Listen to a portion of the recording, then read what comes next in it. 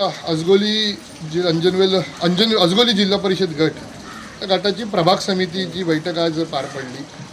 या बैठकीचं उद्दिष्ट असं होतं की सगळे अधिकारी, सगळे सरपंच आणि सर्वसामान्य ग्रामस्थांनी याच्यामध्ये सहभाग घ्यावा आणि त्यांची जे काही अडचणी आहेत त्याचा वाट मोकळी करून द्यावी किंवा त्याच्या संदर्भातलं उत्तर त्यांना मिळावं याकरता ही बैठकीचं नियोजन होतं।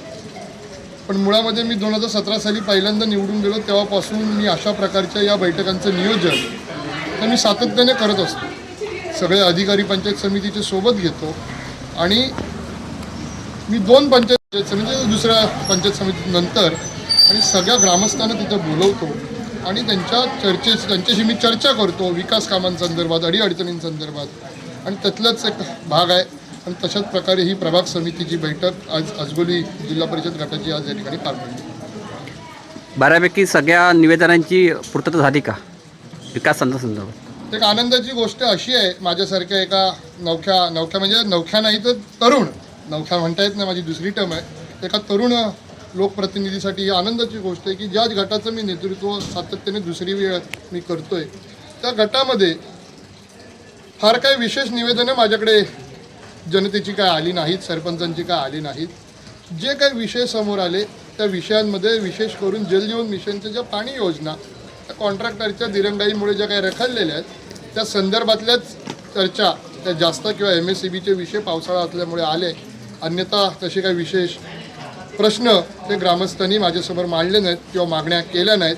कारण मी स्वतः या गटाचा जिल्हा परिषद सदस्य म्हणून मी अतिशय बारकाईने या गटाकडे लक्ष देत असतो आणि म्हणून छोटी मोठी जी कामं आहेत, छोट्यातली छोटी आणि मोठ्यातली मोठी, मी माझ्या पहिल्या टर्ममध्ये जी मला संधी लोकांनी दिली त्या संधीमध्येच मी जवळपास सगळी कामं मार्गी लावली आणि म्हणून विशेष अशा काही अडचणी माझ्या जिल्हा परिषद गटामध्ये आता राहिलेल्या नाही। चर्चेमध्ये जास्त विषय हा MSEBीवरती आला आहे, त्या संदर्भात आपण काय? MSEBीचा विषय तसा जिव्हाळ्याचा विषय असतो सर्वांचा आणि आता ह्या भागातनं आपण जिथं उभे होत्या गावामध्ये त्या आजूबाजूच्या परिसरामध्ये आमदार भास्करराव जाधव साहेबांनी एक महत्त्वाकांक्षी योजना जी या सगळ्या भागामध्ये आणली ती म्हणजे अंडरग्राऊंड केबलिंगची। ती अंडरग्राऊंड केबलिंगचं काम त्या सगळ्या भागामध्ये चालू आहे आणि म्हणून त्या कामासंदर्भातले जे काही आक्षेप होते ते जास्तीत जास्त त्या ठिकाणी ग्रामस्थांनी नोंदवले आणि त्याच्यामुळे तुम्हाला जास्त MSEBीचे विषय ऐकण्यात आले। परंतु येत्या शुक्रवारी म्हणजे 2 दिवसातच अधिकाऱ्यांना सूचना केल्यात ते एकत्रित बैठक त्या ग्रामस्थांची घेतील आणि इथं व्हिजिट घेतील आणि जिथे जिथे ज्या अडचणी आहेत त्या सोडवतील। त्याचा अहवाल मी माझ्याकडे 1 आठवड्यामध्ये त्यांच्याकडनं मागितला आहे आणि नंतर मी त्या ठिकाणी पाठपुरावा करीन, परंतु ग्रामस्थांच्या आपण नक्कीच अडचणी सोडू। पण या सगळ्या विषयामध्ये स्वतः आमदार भास्करराव जाधव साहेबांनी इथेच याच ग्रामपंचायतीमध्ये एक बैठक बोलावली होती, कंपनीचे अधिकारी बोलवले होते आणि वास्तविक त्यावेळेस कंपनीने आपल्याला शब्द दिला होता की आम्ही अंडर ट्रायल आहोत, म्हणजे आम्ही कोर्टात आहोत, परंतु आम्ही पैसे भरतो, उद्या जर का आमच्या बाजूने निकाल लागला तर पैसे आम्हाला ते त्या ठिकाणी परत द्यायला सांगा, या बेसिसवरती आम्ही पैसे द्यायला तयार आहोत आणि तशी आपण सर्वांना विचारून मान्यता पण घेतली होती।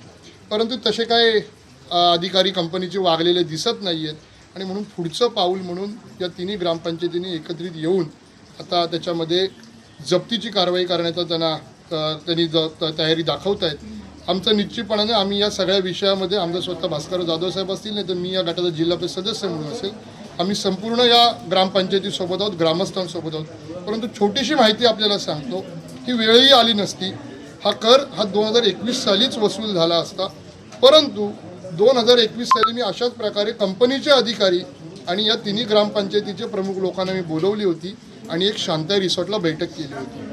त्या बैठकीमध्ये मी अधिकाऱ्यांशी चर्चा केली होती आणि मी समजावून त्या ठिकाणी सांगण्याचा प्रयत्न करत होतो, परंतु काही लोकांचा अहंकार की हा आमचा अधिकारच आहे, तो आम्हाला मिळालाच पाहिजे, तो आम्ही मिळवणारच, कुणी आम्हाला मदत केली नाही केली तरी आम्ही तो मिळवणारच, अशा प्रकारे गोंधळ घालून ती बैठक त्या ठिकाणी तशीच राहिली। त्यावेळेस मी सांगत होतो की मी जिल्हा परिषदेचा अध्यक्ष आहे आणि अध्यक्ष म्हणून एखादा विषय ज्या वेळेस BDOचं उत्तर झालं आणि जर का ते अपिलात गेले तर ते अपील माझ्याकडे येईल आणि जिल्हा परिषद अध्यक्ष म्हणून तो अपील सुनावणी घेण्याचा अधिकार माझा राहील। मी त्यावेळेस सांगत होतो की ही सुनावणी माझ्याकडे येऊ दे, आपण ह्याचा निकाल देऊ, परंतु विक्रांत जाधवला श्रेय भेटेल या कारणाने हा विषय तिथंच रेंगाळत राहिला। त्याच्यामध्ये काही लोकांना राजकारण अधिक जवळचं वाटलं, राजकारण करावंसं वाटलं, गावाचा विकास, गावाला मिळणारा निधी हा महत्त्वाचा वाटला नाही तर राजकारण अधिकचं वाटलं आणि म्हणून त्यांनी तो काही विषय आणला नाही. माझी टर्म संपली, मी सातत्याने तो प्रयत्न करत राहिलो. शेवटी अपिलात जाणं हे माझ्या हातात नव्हतं, हे लोकांनी, इथल्या ग्रामस्थांनी करायला पाहिजे. इथं जे कोणी बॉडी होती त्यांनी ते करायला पाहिजे होतं, त्यांनी त्यावेळेस पुढाकार घ्यायला पाहिजे होता. तिन्ही ग्रामपंचायतींनी त्यांनी घेतला नाही. आता पण जो काय निर्णय सीओनी दिलेला आहे या सगळ्या विषयामध्ये तो प्रशासक म्हणून दिला आहे. जिल्हा परिषदेचे अध्यक्ष खुर्चीमध्ये नसल्यामुळे हे प्रशासक म्हणून त्यांच्याकडे प्रकरण गेलं, सीईओ म्हणून गेलेलं नाही आणि म्हणून त्याच वेळेस 2021 सालीच हा खर्चाचा प्रश्न निकाली निघाला असता, परंतु राजकारण आणि अहंकार याच्यामध्ये हा विषय मागे पडला.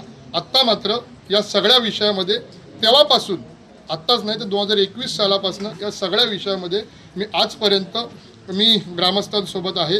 21चा विषय जो काही मी सांगितला त्याचे साक्षीदार इतर आमचे बाबूशेठ आहेत, आमचे शरदजी यादव आहेत, नंदू खेतले आहेत, समीर धामणसकर आहेत, आमचे इक्बालबाई मस्तान आहेत, ही सगळी मंडळी त्या ठिकाणी होती आणि मग संदीप वणकर आहेत, असे सगळे गावातले आजूबाजूचे सगळे होते. आणि म्हणून त्या दिवसापासून आजपर्यंत मी स्वतः या गटाचा जिल्हा परिषद सदस्य म्हणून आणि आमदार भास्कर जाधव साहेब तालुक्याचे आमदार म्हणून आम्ही या सगळ्या प्रकरणामध्ये ग्रामस्थांसोबत ठामपणे उभे आहोत.